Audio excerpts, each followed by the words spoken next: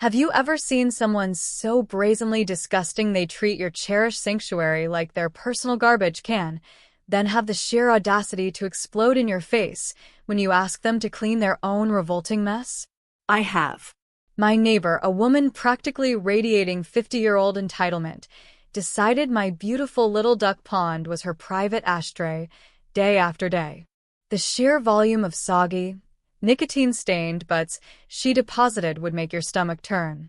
But the real kicker? The moment I finally confronted her, she detonated like a volcano of righteous fury, screaming at me, a 70-year-old woman, as if I were the one in the wrong. Little did she know, her campaign of filth and fury was about to end with her meticulously scooping up every last piece of her own repulsive litter, all thanks to a little secret I had hiding in the bushes. Oh, the satisfaction was sweeter than any revenge I could have ever imagined. My name is Agnes, and for the 15 years since my dear Arthur passed, my little house with its small, lovingly tended garden has been my entire world, my solace. As a woman of 70 years, my life is woven from simple threads, the comfort of a well-loved novel, the gentle warmth of the sun on my shoulders as I coax my roses into bloom, and dearest to my heart, my little duck pond. It's not grand, mind you, just a modest preformed basin, but when the water lilies unfurl their delicate petals and my 3 treasured ducks, Jemima, Peter, and Henrietta, glide across its surface, their contented quacks echoing softly, it transforms into a pocket of pure enchantment. They're more than just ducks to me. They're my little feathered family, each with their own personality. Jemima, bold and curious. Peter, a little more reserved but always first for a treat. And Henrietta, the gentle soul. I'd spend countless hours beside that pond, lost in the tranquility of their presence, the water a mirror to the sky. It was the vibrant, beating heart of my home, an endless wellspring of quiet, profound joy. My days followed a comfortable rhythm, guided by their needs and the gentle whispers of my garden. I've always been a person who prefers a kind word and quiet understanding over any sort of discord. Confrontation? It's something I'd walk a mile to avoid. My peace, my predictable routines, the happy chatter of my ducks, these were the things I valued above all. That cherished peace, however, was about to be violently shattered by a fog of acrid smoke and an attitude more noxious than any chemical spill. The house next door, a pretty little bungalow much like my own, had stood silent and empty for several months, a quiet neighbor in its vacancy. So, naturally, I was quite interested when the moving trucks finally rumbled down our lane. I even baked a small lemon drizzle loaf, my Arthur's favorite, as a welcoming gesture. The new occupant, I soon learned, was a woman named Brenda, who appeared to be in her early 50s. My first, fleeting impression, I must confess, wasn't entirely warm. There was something about her, the sharply sculpted, aggressively blonde hair that looked like a helmet, the way she wore her oversized designer sunglasses like a visor even when barking orders at the movers inside the dim hallway. She clutched a large, ostentatious handbag to her chest as if it contained state secrets, or perhaps the source of her power. When I timidly approached her gate with my foil-wrapped loaf and a hopeful smile, she barely glanced at me. She took the bread with a curt, almost dismissive nod, no word of thanks, her attention already snapping back to a mover. "Not there, you imbecile. Are you blind?" "Over there," her voice, sharp as shattered glass, cut through the afternoon quiet. I remember retreating to my own garden feeling a distinct chill, a small knot of unease tightening in my chest. A few days later, the first unwelcome ambassador of her presence arrived, a pungent, stale aroma of cigarette smoke, insinuating itself into my clean garden air. And then I saw Brenda herself. She had dragged a flimsy plastic garden chair right up to her side of the low fence, a spot that gave her a prime view directly into my garden and, more specifically, over my duck pond. There she sat, puffing away with a kind of grim determination, phone clamped to her ear, her voice already a familiar loud drone of complaint about some perceived inadequacy of her new domain. The very next morning, while doing my usual pawn check, I found the first invader. A single, bloated cigarette butt, its paper stained a sickly yellow, floating desolately amongst Jemima's favorite patch of watercress. My heart gave a little lurch. An accident, surely, I told myself. A stray gust of wind. I'm a firm believer in giving people the benefit of the doubt, perhaps to a fault. So, later that day, summoning a bit of courage, I saw her out in her chair again and ambled over to my side of the fence. "Excuse me, Brenda?" I ventured, trying to infuse my voice with a neighborly lightness I didn't quite feel. She lowered her phone with an exaggerated sigh, her expression already a study in impatience, her lips forming a perfect, disapproving purse. "I believe," I began gently, "one of your cigarette ends might have accidentally blown into my pond this morning." I even managed a small, hopeful smile. "Oh," was all she said. Not an apology, not even a flicker of concern. Just, "Oh," flat and dismissive as a concrete slab. Then, she took a long, deliberate drag from her cigarette, exhaled a plume of smoke directly towards me with what felt like pointed intent, and turned her attention back to her phone call, as if I were a mildly annoying gnat she'd already swatted away. I stood there for a moment, the "oh" echoing in the silence, a little stunned by the sheer, unvarnished rudeness. That little word, that single, dismissive syllable, wasn't just an acknowledgement, it was a gauntlet thrown down. The first cigarette butt hadn't been an accident. It was the opening shot in a war I didn't even know had been declared. What began as one or two unwelcome intruders soon escalated into a daily barrage. My once pristine duck pond, the jewel of my garden that I meticulously cleaned and tended every week, began its slow, horrifying transformation into something resembling a giant, neglected, and very soggy ashtray. Brenda had unequivocally designated my fence line, mere feet from my duck's water, as her personal smoking veranda. Each morning, without fail, then again in the mid-afternoon, and often late into the evening, she'd be stationed there, a sentinel of smoke, puffing away relentlessly. The acrid scent became a permanent fixture in my garden, sometimes even wafting into my kitchen if the wind blew from her direction. And with almost every cigarette, it seemed, came another butt, sometimes flicked with a careless gesture over the fence, other times simply dropped at the base where the breeze would inevitably shepherd it into my pond or onto the surrounding flagstones. I tried to speak with her again, a few days after that initial, chilling rebuff.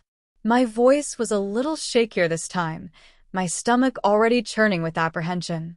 "Brenda," I started, my hands clasped tightly in front of me. "About the cigarettes, they really are accumulating in the pond at an alarming rate. It's terribly unhealthy for the ducks, you see. They could ingest them." She actually had the gall to roll her eyes, her oversized sunglasses momentarily dislodged, revealing a flash of cold irritation. "Oh, for heaven's sake," she scoffed, her voice dripping with condescension, as if I were a fussy toddler. "It's just a little bit of paper and fluff. They'll be perfectly fine. You really are being incredibly oversensitive, you know."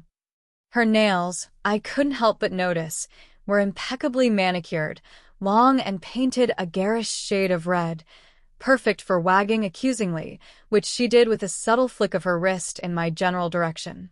"But it's more than just paper," I persisted, my voice trembling slightly, but determined. "It's the filters, they're full of toxins, and the tobacco itself, it's polluting their water, and frankly, it's my private property." "Look," she snapped, her voice suddenly sharp and loud, making me flinch. "I have a fundamental right to smoke in my own damn yard. If a little bit of wind happens to carry a butt over the fence, that is hardly my fault, is it? Maybe you should invest in a higher fence if you're so ridiculously precious about your stupid ducks." With that, She turned her back on me, a clear and final dismissal. My anxiety began to bloom like a poisonous flower. I'd wake each morning with a heavy knot of dread in my stomach, already anticipating the fresh crop of butts I'd find fouling the water. Jemima, Peter, and Henrietta visibly started avoiding the end of the pond closest to Brenda's smoking perch. Peter, my quietest duck, even seemed distressingly listless for a couple of days, refusing his favorite mealworms. I was frantic with worry, picturing him choking or slowly being poisoned. My local vet, a kind man, advised me to keep the water as clean as possible, but warned that continuous exposure to such pollutants was indeed harmful. I found myself constantly out there with my little net, skimming the pond, my back protesting with every bend, the joy I once derived from this task now replaced by a weary, simmering resentment. The cloying smell of stale cigarette smoke became a permanent resident in my garden, a constant, offensive reminder of her suffocating presence. I thought, perhaps foolishly, that a more formal, written approach might penetrate her wall of indifference. I composed a very polite, carefully worded letter. I explained the situation again, appealing to what I hoped might be a dormant sense of neighborliness. I detailed the potential health risks to the ducks, and I earnestly requested that she please, simply, dispose of her cigarettes in a responsible manner.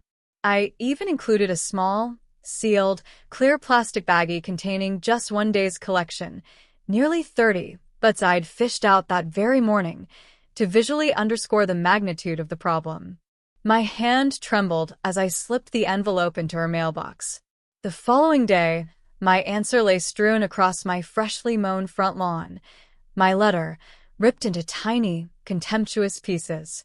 The baggie of cigarette butts had been viciously emptied out directly onto my prize-winning purple petunias that bordered my walkway, their delicate blooms now crushed and soiled. It wasn't just a rejection. It was a deliberate, spiteful act of vandalism. The stress became a heavy cloak I couldn't shed. Sleep offered little escape, my nights punctuated by anxious thoughts. My little garden sanctuary, my haven, felt irrevocably tainted, violated. Brenda, meanwhile, seemed to revel in her victory, her entitlement growing bolder with each passing day. She'd sometimes time her smoking sessions for when she saw me in my garden, almost performatively, ensuring I witnessed her careless flick of a still smoldering butt towards my property.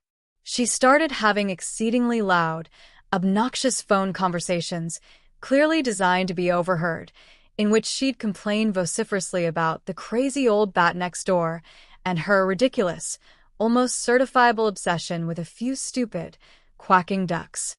I felt profoundly humiliated, unfairly targeted, and increasingly isolated and helpless. My polite verbal requests had been met with utter disdain, my carefully crafted written plea with outright, aggressive contempt. Other neighbors on our quiet street had certainly noticed her abrasive personality, the frequent loud arguments she seemed to engage in constantly on her phone, but no one, it seemed, wanted to risk getting caught in her crosshairs. I was entirely on my own. The pond was deteriorating daily, a murky, disgusting testament to her profound disrespect, and my own spirit felt like it was dimming with each new piece of filthy litter that floated on its once clear surface. I knew, with a certainty that chilled me, that something drastic had to change. But the very thought of a more forceful confrontation filled me with a paralyzing dread. She was so incredibly aggressive, so pathologically unreasonable. How could I, Agnes, a 70-year-old woman who preferred the rustle of leaves to the roar of anger, possibly make her stop her daily desecration? This couldn't go on. I spent a truly miserable week after the Petunia incident, feeling utterly defeated and powerless. Every single glance out my kitchen window at the pond sent a fresh wave of hot anger and deep sadness washing over me. Jemima was now staunchly refusing to go anywhere near the littered end, and dear Henrietta had developed a persistent, worrying little sneeze. It was absolutely heartbreaking to witness their discomfort in their own home. My garden, once my joy, now felt like a battleground I was losing. Then, one evening, as I was pointlessly rearranging some old gardening magazines, a thought, small and hesitant at first, began to take root. My son, bless his heart, had gifted me a compact little wildlife camera a couple Christmases ago. I'd used it a few times, with minor success, to try and spot the elusive hedgehogs in my back border, but mostly it sat unused in a drawer. What if I were to set it up, discreetly, with its lens pointed directly at the pond? Not to be sneaky, I quickly rationalized to myself, but purely to document. Yes, that was it. To document the extent of the problem objectively. To see, with my own eyes, if it truly was just the wind, as she so contemptuously and repeatedly claimed. Or if my growing suspicions about her deliberate malice held any truth. Setting up the camera proved to be surprisingly straightforward. I found the perfect spot, tucking it deep within the fragrant, dense foliage of a large rosemary bush that commanded a clear, unobstructed view of the entire pond area and, crucially, the section of the fence line where Brenda habitually held her smoky court. I told myself I didn't expect to capture anything more damning than what I already knew happened: careless flicks and poor aim. Oh, Agnes, how profoundly wrong you were. After 2 long days, during which I consciously avoided looking towards Brenda's yard, I retrieved the camera. My hands felt slightly clammy, a nervous flutter in my stomach, as I carefully extracted the tiny memory card and inserted it into the slot on my aging laptop. What I saw unfold on the screen made my blood first run cold with disbelief, then boil with a righteous, cleansing fury I hadn't felt in decades. The footage was irrefutable, devastating, damning. It wasn't just the occasional, carelessly flicked cigarette but being carried by an errant breeze. Oh no, this was far, far worse. The camera had captured Brenda, clear as day, on multiple, separate occasions, leaning conspiratorially over the low fence and deliberately, methodically, emptying what appeared to be a full ashtray directly towards my pond. I watched, aghast, as little piles of gray ash and a cascade of numerous butts rained down towards the water's edge, many landing with a sickening plop straight into the pond itself. On one particularly galling occasion, she was recorded grinding a still-lit cigarette out on one of my favorite decorative pond stones, leaving a hideous, black, greasy scar on its smooth surface. But the worst part, the segment that truly twisted the knife in my already wounded heart, was a recording of her on the phone.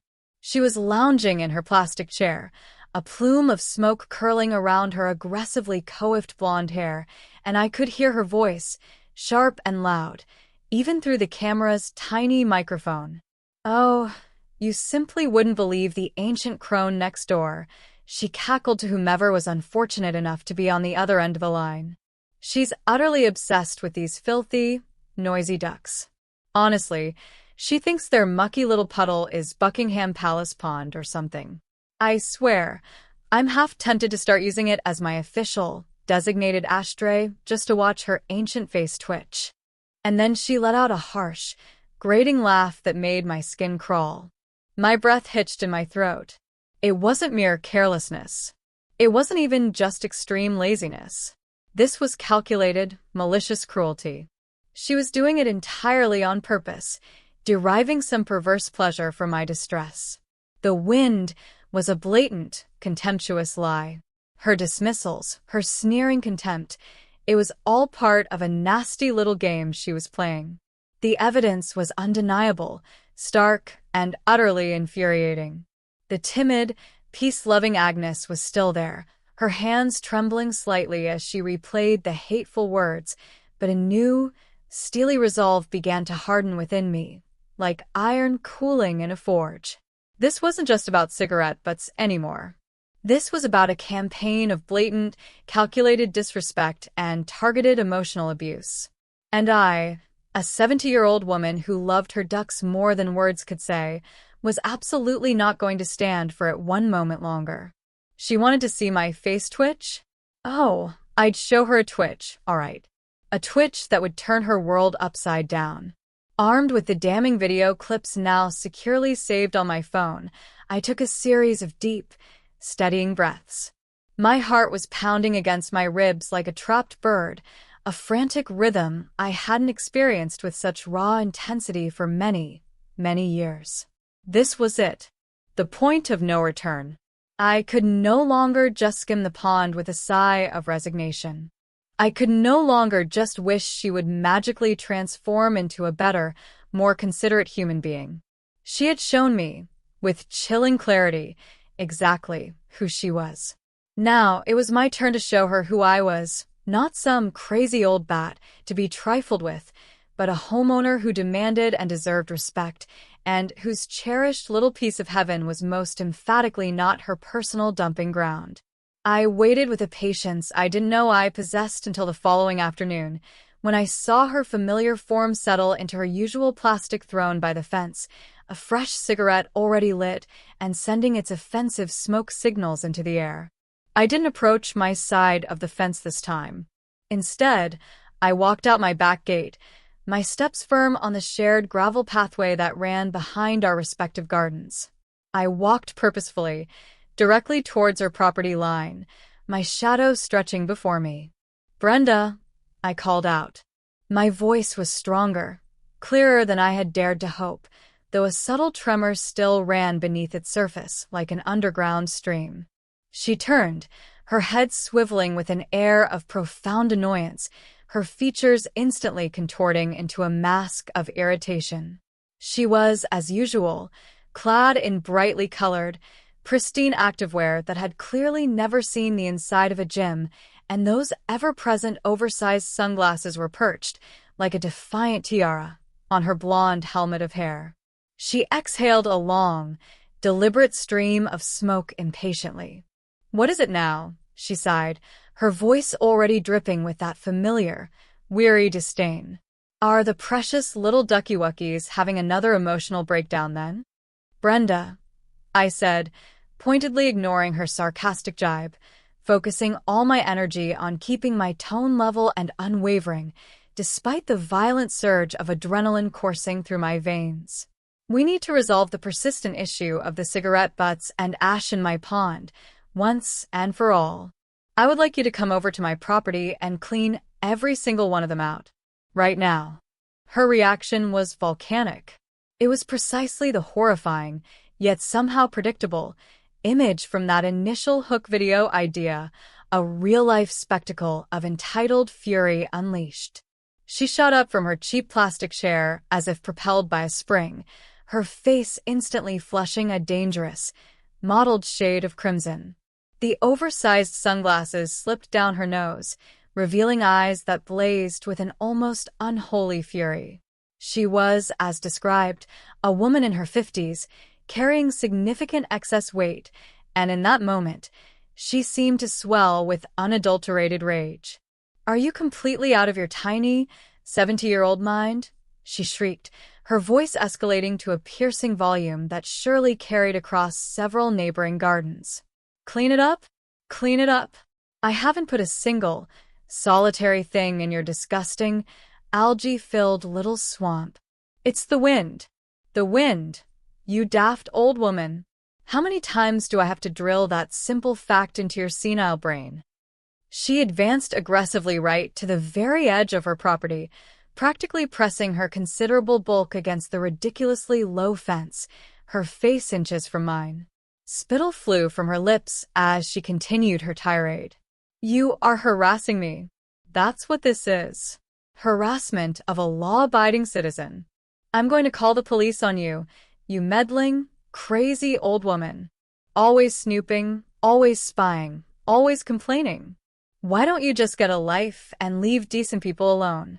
My hands were shaking visibly now. I won't pretend they weren't.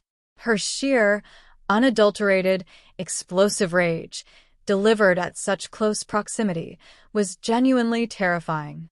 But then, through the red mist of her fury, I remembered the cold, calculating cruelty in her voice on that video as she mocked me, as she plotted to escalate her disgusting campaign. That memory was like a splash of icy water. "Actually, Brenda," I said, my voice surprisingly steady, though admittedly not very loud, "it's not the wind." I held up my phone, my thumb hovering over the play button. "I have a small wildlife camera, you see, for observing the birds and other garden visitors." Then, I pressed play on the first damning clip, the one showing her in crystal clear detail, deliberately and methodically emptying her overflowing ashtray directly towards my precious pond. Her jaw, which had been working furiously mid-rant, just dropped. Slack. Her eyes, wide and suddenly unfocused, darted frantically from the tiny screen of my phone to my impassive face and back again. The angry, mottled red of her face began to visibly drain away, replaced by a sickly, pasty white that highlighted the sudden sheen of sweat on her brow. "And then there's this particularly charming segment," I continued, my finger moving to hover over the next video thumbnail, the one showing her grinding her still-lit cigarette into one of my decorative pond stones. Not to mention a rather enlightening recording of you on the phone, discussing in detail your rather creative plans to utilize my pond as your, and I believe your exact words were, official, designated ashtray, just to see my ancient face twitched. Silence. A profound, echoing silence descended. For the very first time since she had blighted my neighborhood with her presence, Brenda was utterly, completely speechless. Her mouth opened and closed a few times, making small, gulping motions, like a beached fish gasping for air. The aggressive, intimidating posture deflated before my eyes, as if all the air had been let out of a very unpleasant balloon. The incandescent fury in her eyes was doused, replaced by a dawning, horrified emotion I hadn't witnessed there before. Sheer, unadulterated panic. She even tried a weak, "You can't film me, that's illegal. On my property, watching you damage my property and harm my animals, Brenda? I think you'll find it's perfectly admissible." Just at that moment, as if summoned by the sudden cessation of her shrieking, old Mr. Henderson from 2 doors down, a kind man who often admired my ducks, peered inquisitively over his fence. Almost simultaneously, Mrs. Davis from across the pathway emerged from her back door, her expression etched with concern. Brenda's spectacularly public meltdown had, it seemed, drawn a small but significant audience. "Now," I said, my voice still calm, but now infused with a newfound, steely firmness. "You have precisely 2 choices, Brenda. Option 1. You can come over to my side of this fence right now, this very minute, and you can meticulously pick up every single cigarette butt, every trace of ash, and any other detritus you've seen fit to dump in and around my pond. You will continue to clean it until it is absolutely spotless, to my satisfaction. Or," I paused deliberately, letting the unspoken weight of the alternative sink into the suddenly very still air. "Option 2 is that I can share these rather compelling video clips with our landlord. I believe your tenancy agreement might have something to say about nuisance behavior and property damage, and also with the local bylaw enforcement office. I'm quite certain they'd be fascinated by your unique and innovative approach to domestic waste disposal and fostering good neighborly relations. And who knows, perhaps the Animal Welfare Society might also like to view your contributions to the local wildlife habitats." Her face, already pale, seemed to crumple inwards. The fight, the bluster, the arrogance, it had all evaporated. All that remained was a woman who knew, with a dreadful, dawning certainty, that she was caught, utterly and comprehensively, red-handed, or rather, ash-handed, as it were. You wouldn't," she stammered, but the words lacked any conviction, any fight. They were the last gasp of a deflated bully. "Try me," I said, my gaze unwavering, holding hers until she looked away. "The choice is entirely yours, Brenda. But make no mistake, you will clean that pond. Today." The silence stretched for another long moment, broken only by the distant, cheerful drone of a lawnmower and the nervous, insistent twittering of a sparrow in the rosemary bush beside me, my silent, secret witness. Brenda's eyes flickered towards Mr. Henderson, who was now openly frowning, then to Mrs. Davis, whose expression was one of dawning shock and clear disapproval. The full weight of her public humiliation was clearly beginning to land. Finally, Brenda mumbled, her voice so low and choked it was barely audible. Okay. The next hour was, I must confess, without a shred of guilt, one of the most deeply, profoundly satisfying experiences of my recent life. Brenda, under my unwavering, silent supervision and the occasional, not-so-subtle curious glance from Mr. Henderson and Mrs. Davis, who both found sudden, urgent tasks to attend to in their respective back gardens, was handed a pair of my oldest, mud-stained gardening gloves and a bright yellow bucket. She had to perform an awkward, ungainly scramble, accompanied by much huffing and puffing, over the low dividing fence because I certainly wasn't about to invite her contaminating presence through my clean house. And then she began her penance. She picked up every single, slimy, waterlogged, disgusting cigarette butt from the surface of the water. She painstakingly scraped caked ash from the ornamental rocks. She retrieved embedded butts from beneath the lily pads, from the muddy edges of the pond, and from the tufts of grass surrounding it. Her perfectly manicured, pillar-box red nails were soon coated in grime and duck pond slime. Her expensive, brightly colored activewear acquired several unsightly streaks of mud and algae. Her face was a mask of sullen, brewing resentment, but she worked. Oh, how diligently she worked. I didn't utter a single word throughout the entire process. I just stood there, arms folded, a silent, implacable overseer, ensuring she didn't miss a single offensive particle. The pond, which had become such a source of daily anxiety and visual ugliness, was slowly, but by slimy, repulsive, but being restored to its former clarity. The ducks, Jemima, Peter, and Henrietta, who had prudently retreated to the farthest, cleanest corner, watched her labors with what I chose to interpret as expressions of indignant curiosity and dawning approval. When she finally, exhaustedly, straightened up, the yellow bucket nearly overflowing with her accumulated filth, she steadfastly avoided my eyes. Is that all of them?" she muttered, her voice hoarse and defeated. I surveyed the area with a critical eye. "I believe so, Brenda. A vast improvement. Thank you. You may dispose of that bucket and its contents in your own trash can." She practically hurled the bucket back over the fence onto her own property, then scrambled back over herself with as much dignity as she could possibly muster, which, I can assure you, wasn't very much at all, and disappeared into the sanctuary of her house without a single backward glance. The aftermath was glorious, blissfully, wonderfully peaceful. Brenda never smoked by the fence line again. In fact, I rarely saw her venture into her back garden at all after that deeply humiliating day. If our paths did happen to cross on the street, she would become intensely interested in the pavement or the sky, her face stiff and averted. The perpetual, acrid cloud of cigarette smoke that had for so long hung like a pall over my garden was gone, replaced by the sweet scent of my roses and freshly cut grass. My little pond sparkled invitingly in the sunlight. Jemima, Peter, and Henrietta joyfully reclaimed their entire watery domain with exuberant quacks and delighted splashes, their sneezes and listlessness vanishing as quickly as Brenda's bravado. Mr. Henderson gave me a very discreet but enthusiastic thumbs up a few days later when he thought Brenda wasn't looking, and Mrs. Davis stopped me by the gate to tell me I was a true inspiration and much braver than she ever could have been. Looking back on that whole unpleasant saga, I still feel a faint tremor when I recall the sheer intensity of her explosive, irrational anger.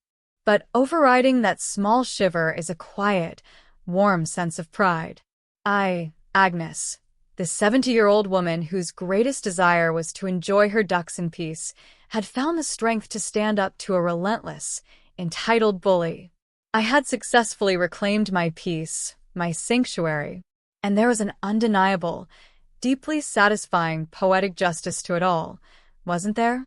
Brenda, who had so contemptuously and arrogantly dismissed the disgusting mess she was creating, was ultimately forced to confront the vile reality of her actions in the most direct, personal, and unpleasantly tactile way imaginable, by cleaning every last bit of her own repulsive filth with her own two immaculately manicured hands.